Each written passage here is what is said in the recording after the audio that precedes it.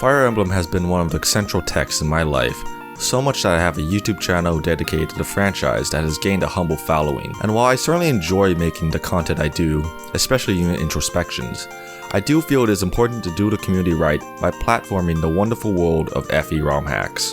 For context, I've played a couple hacks in the past, and while I enjoyed my times with these, they're not particularly representative of the modern quality. Thus, I've decided to take a deep dive into the big one, Vision Quest by Pandan and Friends. Released in 2020, the game is seen as the flagship title of the new wave of GBA FE ROM hacking. So, does it live up to the hype? Spoiler alert, yes. And I, Eat Your Greens, will explain why.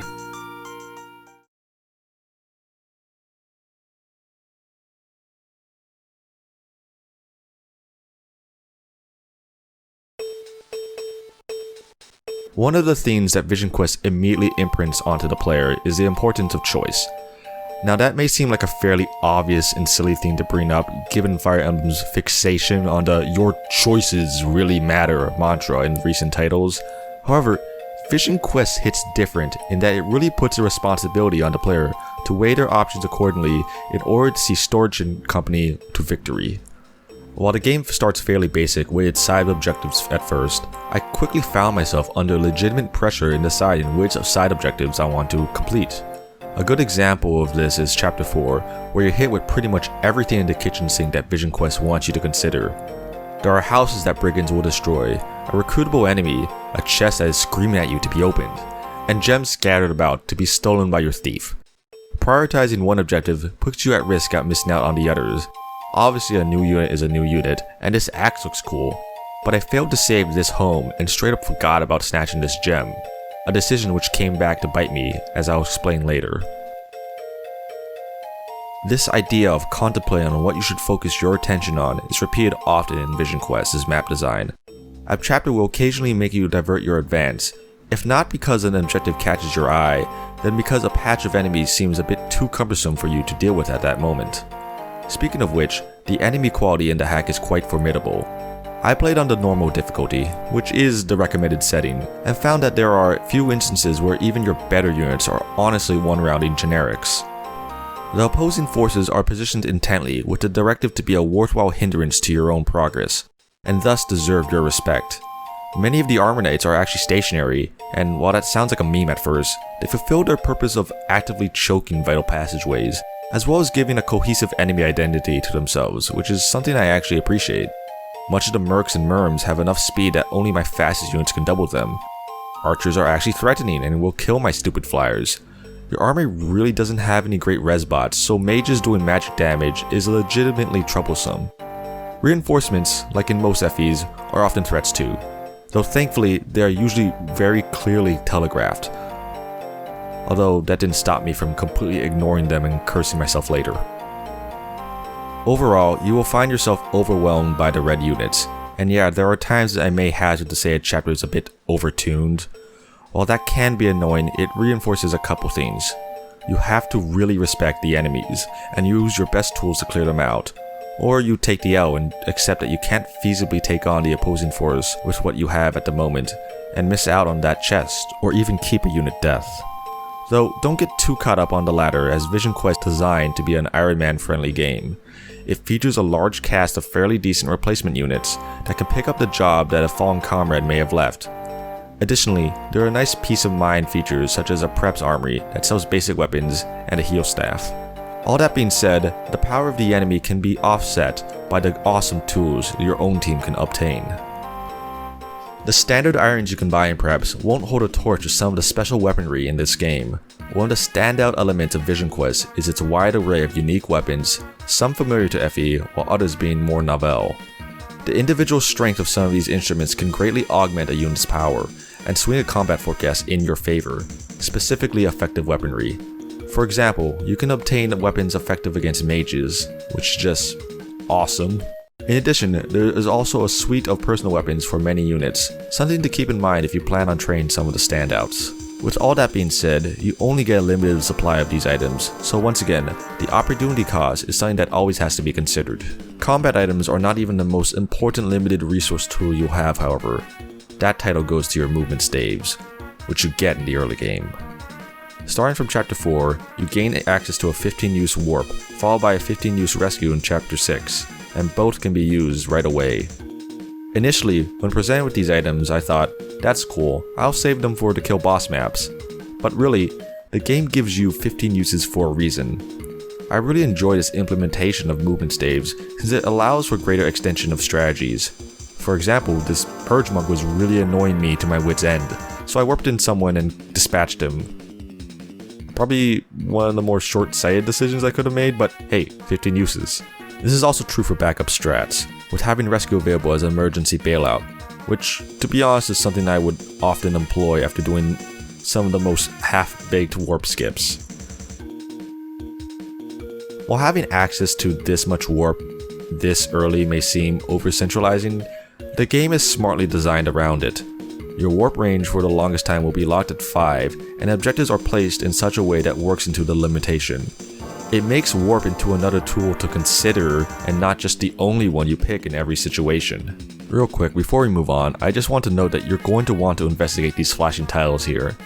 There are C's/escape points on other maps, however, on some chapters they're actually just freaking recruitment tiles, and I missed out on several units and even guidance chapters, along with what might be one of the funniest meta jokes in FE by ignoring them on my first playthrough, so just keep your eyes peeled for these. Your team is not made up of cool swords and funny staves, they're made up of units, and Vision Quest has some neat features that make army building fun and interesting. Most apparent are skills. Now don't worry, I would not define Vision Quest as a skill emblem game, but they do add flavor to many members of your team. The skills are fairly simple and easy to apply, such as unit will deal +3 damage when under attack, or allies within 3 spaces will regain X amount of HP at the start of the turn. Each unit will have a personal skill and a class skill they learn upon reaching level 15 unpromoted. Also, the mono weapon type classes such as swordmasters and snipers gain a 15+ crit skill upon reaching level 5 promoted. Now there are some skills that are most certainly better than others, but nothing is overly centralizing. Units for the most part still need to work within the limits of their class and stats. Also, in case you're worried, and maybe notice a grand total of 2 times an enemy's skill affected the combat, yet you won't have to be paranoid about enemies, especially generics, pulling unfair wrath, vantage, counter trump cards at you. The game is merciful in that regard. Perhaps the most annoying thing I noticed was these soldiers healing themselves, but that's negligible.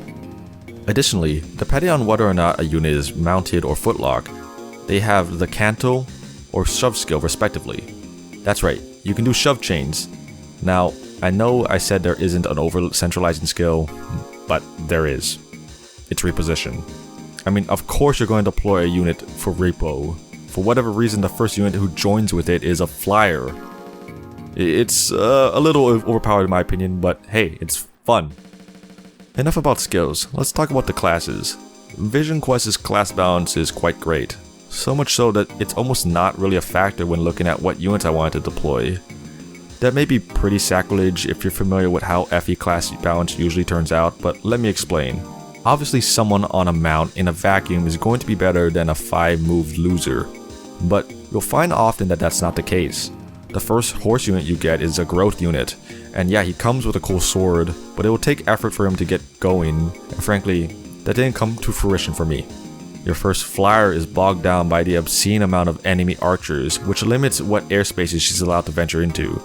Not to mention, the EXP distribution for these units will come into question when they have other tasks they need to be accomplishing. It's a judgment call, and obviously you can power these units up, but hey, you got a bunch of others I haven't mentioned yet. Now, when you think of the stereotypical bench warmer classes, you might be thinking of disciplines such as archers, armorers, and thieves. Well, Vision Quest destroys that notion. Bows are just straight up good, and no, they don't have close counter or universal innate 3 range, they just exist in a game that treats them like a real weapon type. Armor Knights have 5 move, which is good, and I'll talk about her later. And Thieves are a sleeper auto deploy. I'm not joking.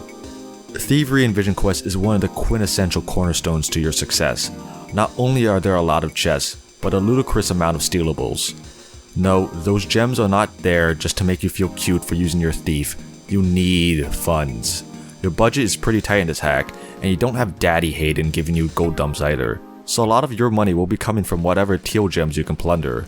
If you play like how I did in the early game and just kill off all the enemies with sealables, well, help yourself to your sad money clip and poverty inventories. Trust me, you're going to want to keep an eye out for what your thieves can loot. And it's only going to get better if you train them. Upon reaching level 5 promoted, they can learn Steel Plus, which effectively makes them into Path of Radiance style thieves, and circumvent some of the sticker shock you can get at your armory visits. So yeah, picking who's getting deployed, at least in my experience, is not as simple as auto-picking the highest move units. It really isn't so much as every class is viable, which they all are, and more so you want to experiment with all the classes at some point. Experimentation with different units is basically built into the game's code, given how many promotion items you can get, even without going out of your way to steal them, as well as the universal Master Seal system, so you won't be stuck with only promoting certain class types. I don't really want to go in too deep into the bushes and leaves talking about each and every nuance regarding the class balance, as I think it's better to play the game yourself and get a feel for what you fancy. Also, I'm actually just going to talk about the units I like right now. Of course, it's not an FE game without units. Vision Quest has a staggering grand total of 62 playable characters with personal skills, a smattering personal weapons, and supports. Here are a few from Storch's company that stand out to me. Arcady was my first train project I seriously invested in and promoted. He's an axe merc, fast, and has this personal 1-2 range axe with a reaver effect that I never utilized properly. It was through this stupid twerp that I discovered the importance of effective weaponry such as the Mage Killer. This is in part due to the fact that Arcady's own strength is so butts. I trained it up to level 15 and further after he promoted, and he was still rocking a prepubescent strength stat. Eventually I ended up sacking him since he was occupying a support slot I needed for another unit to get an A rank in a different support chain, so rip you loser. I've always liked the idea of early bow-based pre-promotes ever since playing Sword of Heaven and Earth, and Laios being your first pre-promote in Vision Quest reinforces that sentiment. He's a sniper and probably has the best offensive stat spread in your army for the time he joins. Now obviously being a sniper comes with its woes on enemy phase, but once you find the perfect marriage of Laios and a wizard bow, you will be deleting enemies off the ROM. And him gaining 15 plus crits soon afterwards is just the icing on the cake. Plus, just look at that portrait. It's beautiful. One of the goats of Vision Quest, Larissa will find herself a spot on your deployment list no matter what. And she's an Armor Knight. Pandan & Co did it, a great Armor Knight in FE. Due to the sheer density of enemies on the map, you'll be pushing the Larissa button in order to make it through with all your limbs intact. She makes for a fantastic investment project due to the nature of her role. There's always going to be a need for a wall that can return fire, and Larissa strikes back hard. Flying Repo. Just Flying Repo. You ever want to play as a mage armor? Well, look no further, you got Titus. He has a personal Dire Thunder Tome, which I spammed the hell out of, and then got sad when I couldn't use it anymore. And, you know, it kind of reminds you of someone. When I first saw Helga, I knew right away she was going to be my uber favoritism project because she's that angry woman on a wyvern archetype. And yeah, she certainly does a job. I gave her so many boss kills. She has a lot of defense. And she's trying. And look, she's really trying. Still probably better than Milady though. It takes a while for Vision Quest to give you your first Myrmidon, and there's a chance that you may already have a sword specialist by the time you get Naya, but wow, she's fun to use. She's like an idealized Myrm who practically deletes everything she gets into combat with, and that's before the crazy effective weaponry. Wow, she feels like such a power trip. Until she decides not to crit. There are many more units in Vision Quest, obviously, but I'll let you explore them yourselves and see who you like. I mean, just look at that deployment list. It's kind of intimidating, which does lead into a bit of a problem I do have with the game. Preparations, I found, are exhausting. There are so many items and units to fickle with that it straight up becomes overstimulating. Again, there are luxuries such as a preps armory and expanded convoy space, but still, I get this is not really a fault of the game, and more so an after effect of other systems that make other aspects of the game cooler, which I'll take, though I wish there was a good reset to switch things up. About just over halfway through the game, you'll go through a pretty abrupt army swap that sees you entering a completely different mindset on how you approach victory. You go from the almost option paralysis of Storch's army into what is a very compact and fast-paced band-on-the-run situation of Waluyo and friends. No more warp, no more flying repo, no more inventory filled with 26 sapphire lances. You are forced to navigate through dire straits with a completely new team. Notably, you don't have access to shops both in chapters and in the preps menu, meaning that what comes in a unit's start inventory is what you're stuck with unless you score a droppable from an enemy. I love this part of the game as it functions as a very necessary palate cleanser, keeping the game fresh while still working within its established identity and gameplay motifs. There's nothing that makes you feel more like a genius boss gamer than getting perfect boss kills with the skin of your teeth. Also, you finally get a refresher unit, who's really cool. Playable brigand that has acceptable accuracy? Count me in. Look, when I see the female shaman animations and it's not a bad unit like Sophia, then it has to be a good time. Repo on a horse. Also, she tanked things for a bit. Waluyo is one of the most ridiculous units I have ever used. He's practically a perfect unit. He's got a horse, he can take a hit, he can kill things with hand axes, and if you train his bow rank, he can be a brave bowbot. He'll carry twice your team's weight on his back, but somehow I don't hate him for being this busted. Yeah, he might be a bit overpowered, but maybe I just like a good easy button from time to time. And hey, this game is still hard, even with him, so I gotta give props to that balance. Eventually your armies will merge and the list function perhaps completely breaks, but by that point, you pretty much have a good grasp on who's being deployed and what weapons you want to bring. The late game is still quite hard, even with me deploying all my best units, so don't ever hesitate on whipping out the big guns. There's a lot of really cool extras that Pandan and friends added that they didn't need to, but I'm glad they exist. For instance, you can view a unit's growth rates on the stat screen. Enemies with crit weapons will have markers indicating so. There's health bars and inventories visible on the map. There's generic female enemies. I didn't notice until after finishing the game, but you can merge used weapons together a la Awakening in the preps menu, which is really cool. Also, there's a recipe tab in the game's guides. Awesome. Okay, I'll talk about the story briefly for those who are interested. It's good, it's enjoyable. Obviously, I like a lot of the characters, and I can't really go into the weeds without it spoiling things and ruining the experience for those interested in playing the hack. Just know that you're going into a story written by an adult who wants to write an actual lived-in world.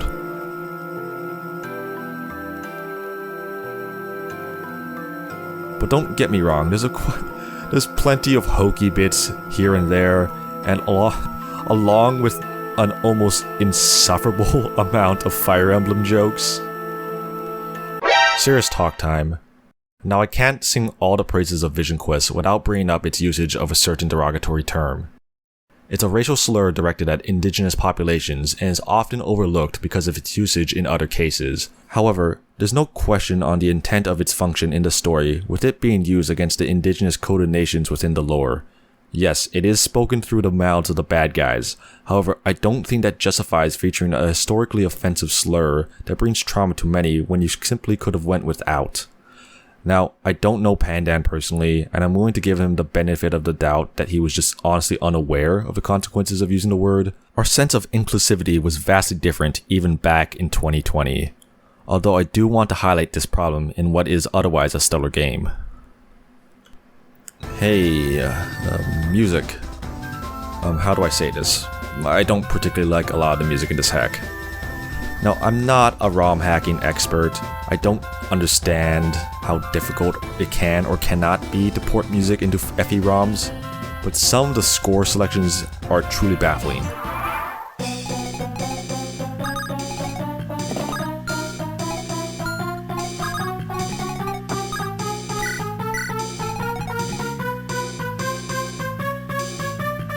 A lot of the music is understandably lifted from other games, and most are not really terrible on their own.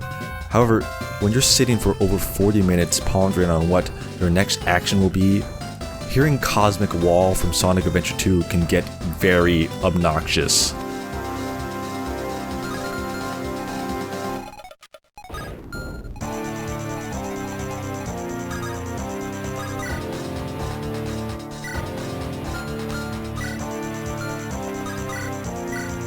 Each chapter in the early game has a different music track, often from a completely different source, which causes a lack of cohesion thematically, and honestly makes it hard to pin down the tone the game is going for at first.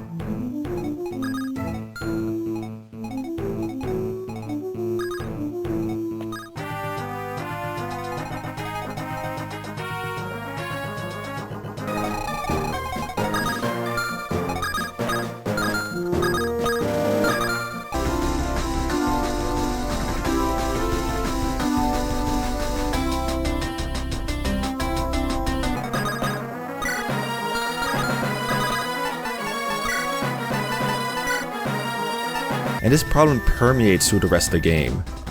There was honestly a point later on where I actually turned off the music for a chapter because I was going to get a headache if I had to listen to it for an extended period of time. This is very subjective, and you might like a lot of the tracks more than me, and of course, I'm one to talk as someone who compulsively has to put Little Big Planet and Guilty Gear music in his vids, but I personally think a good deal of the soundtrack detracts from the overall experience. There are highlights though. Some of the original pieces are very nice, and the usage of Ken's theme for the finale of each act is just perfect.